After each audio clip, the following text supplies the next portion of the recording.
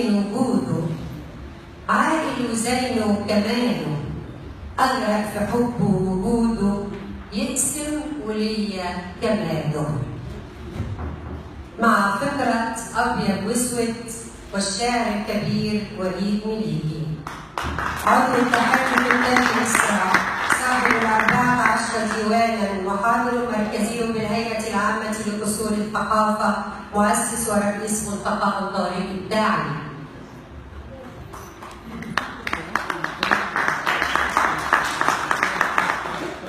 السلام عليكم. ديوان ابيض واسود بصفه عامه بيتكلم عن، يعني بتناول فيه اي فيلم عربي ابيض واسود، وبربط بين احداث الفيلم وبين الواقع اللي احنا عايشينه.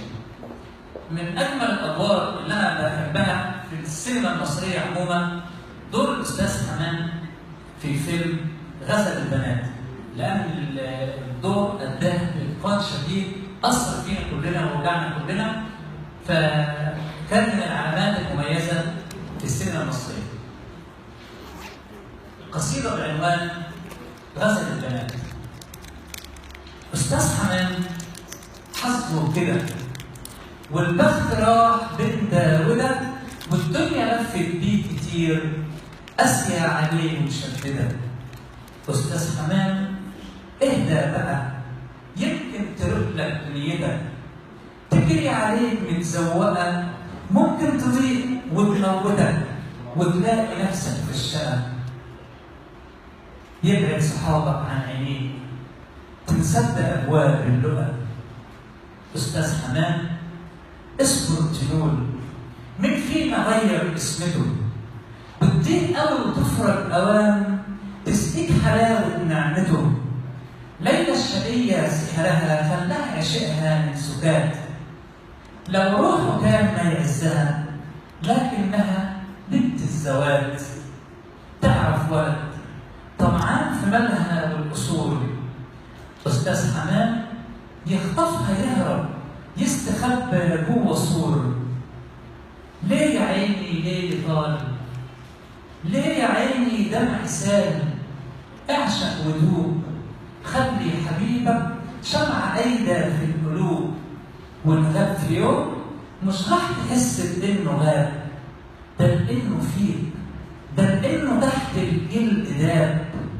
الحب مش بس اشتياق، مش ضم أو حضن وعناء، الحب روح تمحي ألم، تشفي جروح، عايشة تراقب خطوتك، سبقات دليل في سكتك، وفي زلتك صوتها يروح.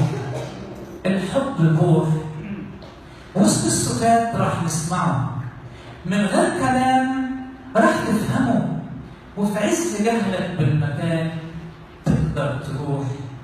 الحب رحمة مش طمع، داول لحبك بالحنان، امسح بكفك 100 وجع، هيحس عندك بالأمان. نور له دايما سكته، ما تخلي نفسك تمنعك، وابذل عشان كل شيء، حتى ولو كان يوجعك. وإن كان سعادته في شيء عزيز لاجله يهون، والضحكة لو كان الثمن دمع العيون. أستاذ حمام ليلى الوحيد، أستاذ حمام ليلى الوحيد، وانت اللي بره المسألة شايفك حزين.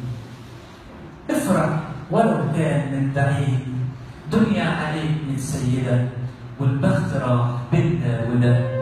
طب تعمل ايه يا أستاذ حمام؟ حظك كده، حظك كده.